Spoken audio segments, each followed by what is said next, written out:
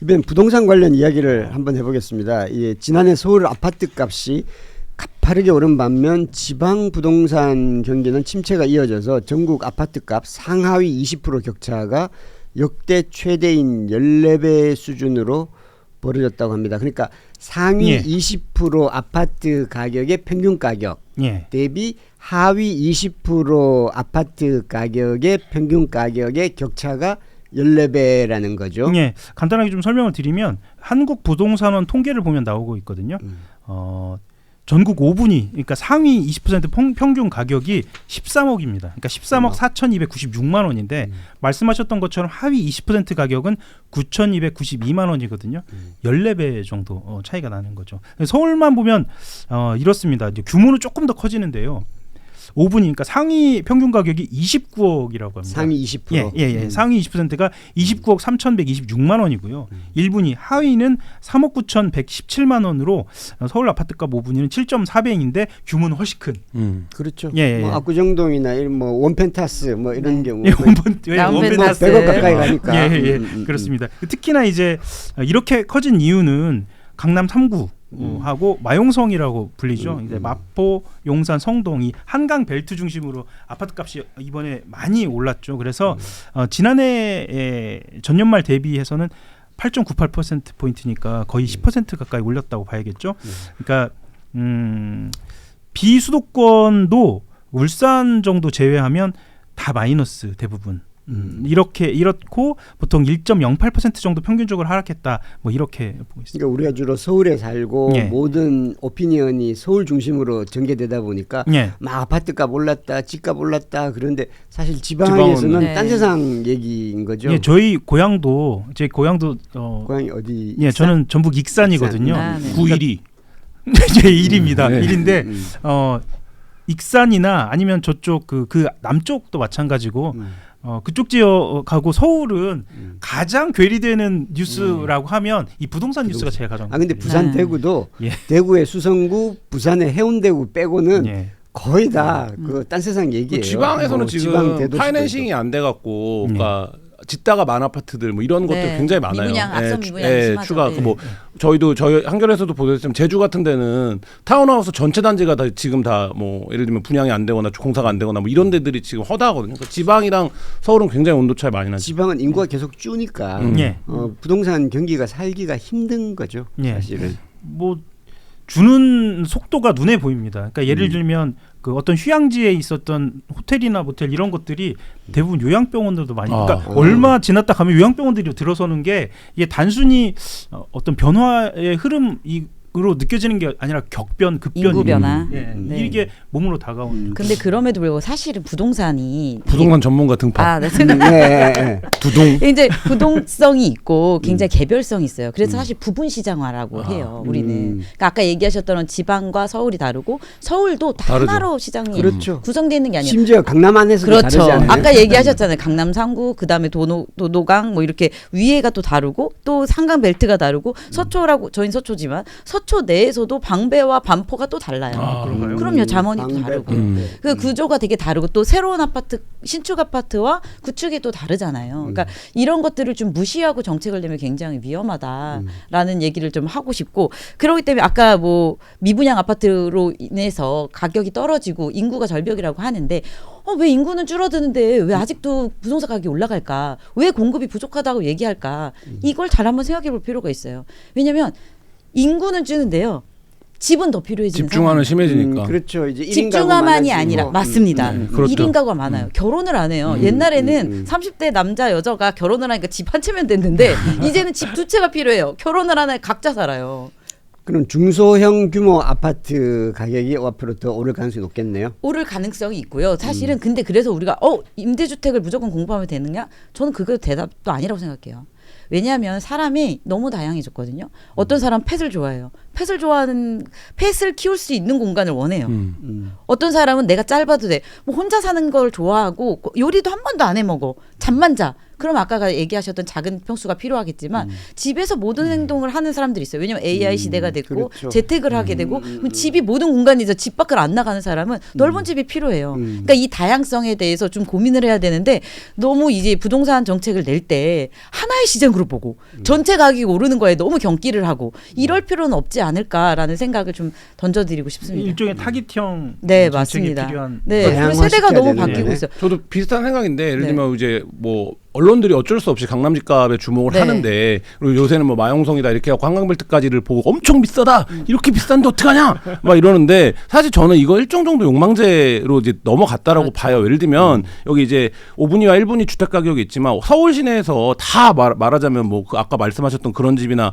뭐 연예인들 사는 성수동에 있는 아파트나 뭐 이런 데 살아야 되는 거 아니죠. 아니잖아요. 네. 근데 이제 그 집값들이 오르는 거에 우리가 너무 지표 민감성이 있다. 언론들도 사실 이제 그 부분에서 그러니까 예를 들면 강남 집값 오르는 기사가 100건이라고 치면 연애 그다음에 지방 부동산 망하는 거는 기획이나 해야 겨우 한 10번 쓸까 말까 이런 정도 수준에 말하자면 격차가 있어요. 근데 우리한테 지금 당면한 과제에서 더 중요한 문제가 어떤 거냐 이런 차원의 문제가 하나 있고 지금 얘기한 것처럼 그리고 대다수의 그러니까 말하자면 이제 소득분위라는 게 5분위에서 1분위부터 나뉘면 4개 분위에 있는 사람들의 에게 강남 집값이 뭐 그렇게 큰 의미가 있는 지표인가 뭐 이런 부분들 좀 근본적으로 좀 부동산을 바라보는 시각도 좀 달라져야 될 필요는 있는 것 같다 이런 생각이 근데 듭니다. 이런 측면도 있지 않나요? 예를 들면 나는 강남에 살 가능성이 없어. 강남에 살 가능성이 네. 없는데 그런데 강남 집값이 오르는데 내 내가 집값은 안 사는 올라. 영등포까지 가격이 오르네. 이렇게 되면 그것 때문에 사실 이 강남 집값을 잡아야 된다는 그런 논리가 있는 거잖아요.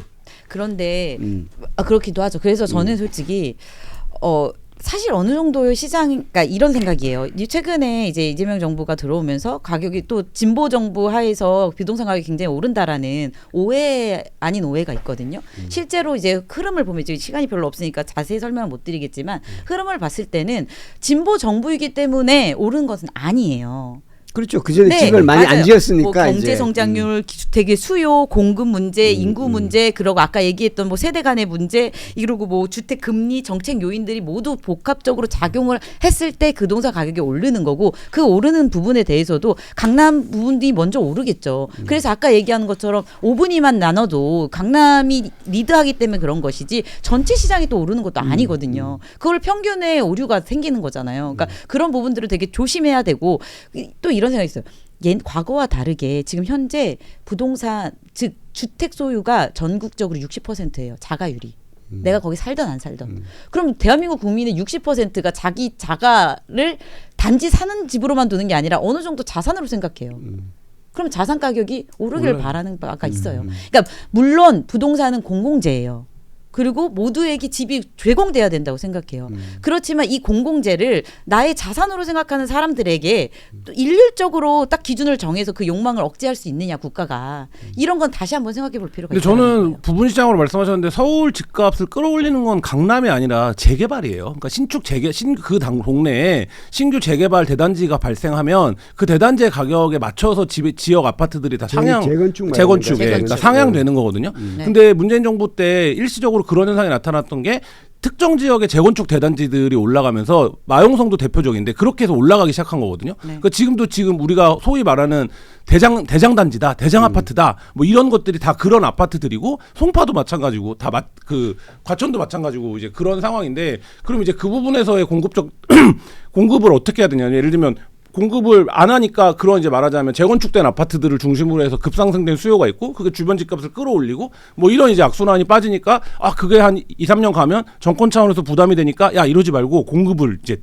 하자. 근데 그 공급은 뭐 많이 하는 얘기지만 효과가 나려면 5년 10년 걸리는 건데 그럼 이 상황에서 집값도 또 집값이 오르기 전에 이게 마지막이야 뭐 이런 상황에 제가 보기에 제가 기자가 되고 나서는 계속 이 사이클이 반복되고 있는 상황인데 이거 뭐 그런 것 같습니다. 그리고 공급의 시간적인 차이도 있지만 사실은 민간 공급이 사실 85%를 차지하고 있어요. 그러니까 민간 주택 공급 시장을 제대로 활성화시키지 않고 공공주택만으로는 좀 한계가 있고, 저는 일시적으로 수요가 너무나도 급등하고 공급이 빠르게 증가하지 않기 때문에 오르는 가격에 대해서 제재는 필요하다. 그렇지만 그건 일시적인 제재여야 하고 결국 장기적으로 공급을 늘려야 되는 건 맞아요. 그러면 장기적으로 공급을 늘릴 때 국가만 늘릴 수 있느냐? 안 된다. 그래서 민간 공급과 함께 늘려야 되고, 그런 과정에서, 그리고 솔직히 최근에 어저께 보유세 문제가 나왔잖아요. 그렇죠. 근데 보유세 문제를 살짝 다뤄보면 저는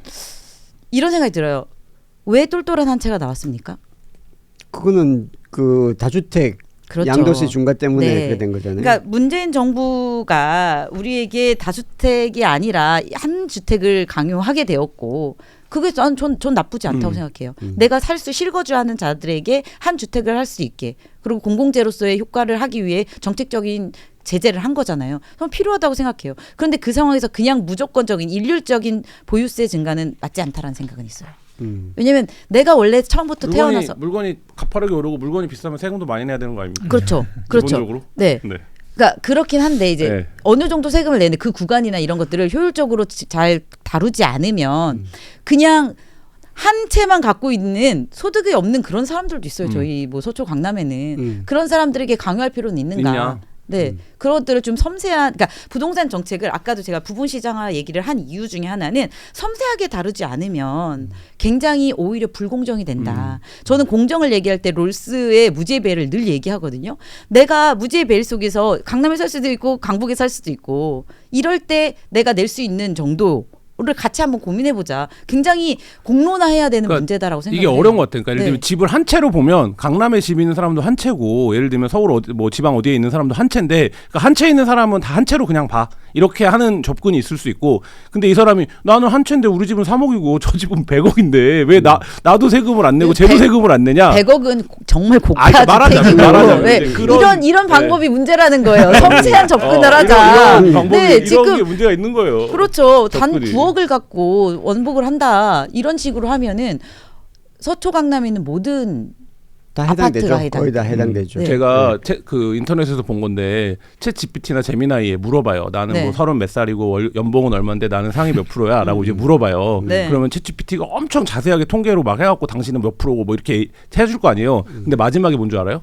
하지만 당신의 삶의 질은 당신이 자가 보유자이냐 여부에 따라 달라집니다. 이렇게 나와요. 그러니까 한국에서 부동산이 그러니까 말하자면 뭐라 그럴까, 근로소득이나 임금소득과는 상관없는 문제라는 거를 이제 보여준다라는 거를 해서 이제 드러낸 그게 이제 도는 짤을 봤었었는데, 그러니까 이제 그 부분이 늘 고민인 것 같아요. 그러니까 이게 뭐 이재명 대통령도 그 얘기를 했지만 월급을 몇 년을 모아서 집을 사야 된다라고 하는데, 사실 그렇게 모으는 건 불가능하잖아요, 생활인들이. 그러니까 그렇다라고 하면 이미 말하자면 방법이 없어진 건데, 이 방법이 없어진 거에서 일부를 자산 투자를 부동산이 아니라 주식으로 해서 이제 분배를 옮겨가자라는 하겠다. 이제 여기서 그거 하나는 연착륙이 이제 시작된 것 같은데, 코스피나 이런 지표들이. 근데 부동산 문제는 사실 해법이 마땅치가 지금 않은 상황이고, 이게 저는 지방선거를 앞두고 좀 전략적으로 그냥 넘어갔어야 되는데, 이거를 이제 하면 굉장히 이제 강한 뭐 공격이 시작될 거다라는. 자, 그래서 이재명 대통령이 25일 날 SNS에 올린 글 한번 말씀드리겠습니다.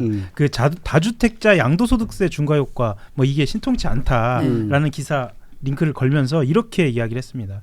팔면서 내는 세금보다 들고 버티는 세금이 더 비싸도 그렇게 할 수 있을까요? 이렇게. 그러니까 다주택자 예. 양도세 예. 중과 예. 그리고 부동산 보유세도 예.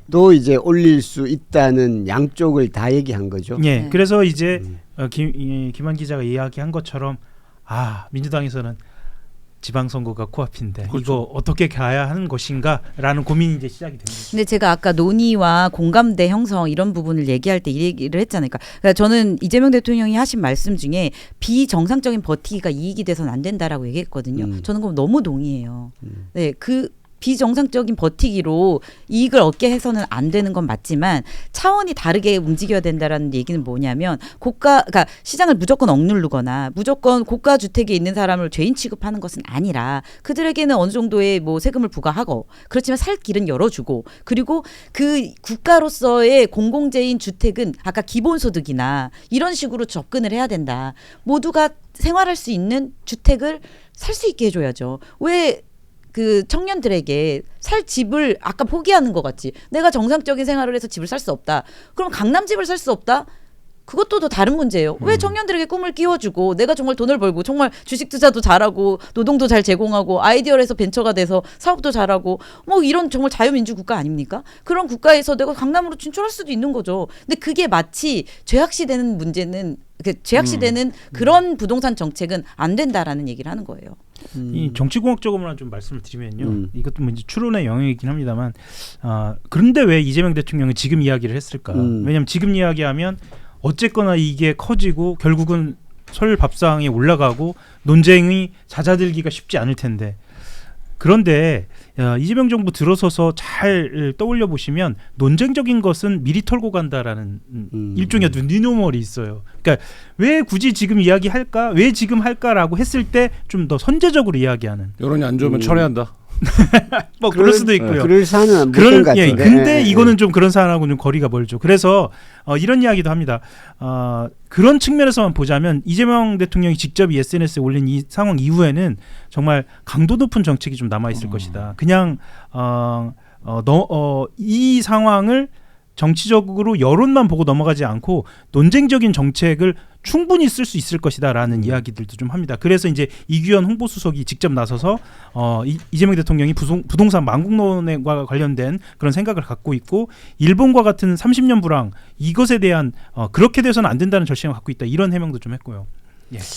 그러니까 다주택자 양도세 중과 유예를 예. 더 이상 하지 않겠다. 네. 예, 그런 그렇죠. 거고 이제 그 방침을 확실하게 밝혔고 예. 보유세 부분에 대해서는 아직까지 구체적으로 밝히지는 않았는데 보유세 카드도 쓸 수 있다는 걸 조금 시사했죠. 그래서 이제 다주택자들이 빨리 집을 내놔라는 건데 예. 이게 아마 5월 9일까지일 텐데 예. 5월 9일 전에는 이렇게 급매물이 일부 나오겠지만은 5월 9일 이후가 되면 버티기로 들어가겠죠. 예, 변호사님 뭐 구체적으로도 말씀 주시겠지만 이전에 기시감이 있는 대목들이 좀 있습니다. 이렇게 정책을 내놓고 기한을 주면 그때까지 버티고 그 이후에 또 급상승을 하고 네. 그래서 사실 5월이 민주당 안에서도 이 집값하고 지방선거하고 어떤 결정적 국면이 아닐까 이런 이야기도 벌써 좀 나오고 있는 상황입니다. 그리고 이 정책 자체가 되게 한시적인 효과밖에 없다라는 얘기가 정말 맞고 결국은 정말 살인적인 공급 증가 정책을 내셔야 한다. 서울에는 공급할 수 생각합니다. 있는 데가 더 이상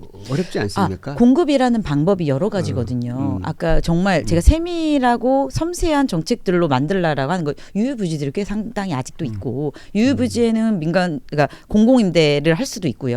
그리고 제가 말씀드리는 그 공급 증가는 민간 공급을 늘리기 위한 건설시장 활성화에 좀 노력을 해주셔야 된다라는 생각이 들고 지금 지산 같은 경우는 굉장히 망했어요. 지산을 조금 법을 바꾸고 융통성 있게 주차장 이런 문제들만 잘 해결을 하면 그 주택으로 바로 공급을 변경시킬 수 있는 그런 방안이 또 될 수 있거든요. 용도 변경해서 용도 변경이나 이런 것들을 통해서 그러니까 이런 식의 방법들을 통해서 즉각적인 공급 정책을 공급 증가 정책을 내놓는 것이 오히려 향후 기대감을 떨어뜨릴 수 있을 것이다. 그러니까 그 주택을 지금 뭐 강남권이나 무리해서 사야 된다라는 그런 욕망 아니면 그런 선택을 줄일 수 있는 방법이 될 것이다. 이건 또 너무 근본적인 얘기일 수가 있는데 하나는 이제 수도권의 공급을 늘려야 되지만 네. 또 하나는 이게 지방 균형 발전 물론 지금까지 네. 계속해서 성사되지 못했습니다만은 일종 인구를 분산할 수 있는 그 정책도 같이 시행돼야 되는 거 아닌가요? 그렇죠. 지금 한겨레 신문도 지방으로 가죠. 뭐 정말요? 그러면 세종으로 가거나 그럴 수 있죠. 예, 네. 그래서 네. 실제로 국회나 대통령실이 세종으로 가거나 아니면 또 다른 후보지를 찾아서 뭔가 제2의 제3의 정책이 나오면 이건 또 다른 패러다임으로 갈 수도 그렇죠. 있는 그런 네. 상황이 맞습니다. 예. 근데 또 이제 그렇게 됐을 그 경우에 또 특별시가 나오는 이유가 네. 통합을 해서 좀 더 큰 규모로 경제 성장과 함께 가자는 집주락이잖아요. 그러니까 일을 할 수 있는 곳이 없다면 집을 지어도 미분양이 되는 거예요. 그렇죠. 네, 그래서 그런 구성 자체, 생태계 자체를 만드는 것이 중요하기 때문에 그래서 오극 산특의 방향성도 그렇게 갈 것이다라고 생각합니다. 지금 세종시처럼 하면 안 되겠죠. 주말에 네. 싹 다 올라오고 그렇죠. 이러면 이제 네. 그 오른 집값이 어느 정도 안정된 오르는데도 한계가 있더라고요. 그런 네. 식으로 하면. 그러니까 서울에 대한 욕망만 벗어나면 사실 세종시에 사는 것도 주말에 다 올라가기 때문에 너무 한가하고 좋다 이런 이야기도 사실은 합니다. 그게 아이가 초등학교 때까지는 네. 괜찮은데 네.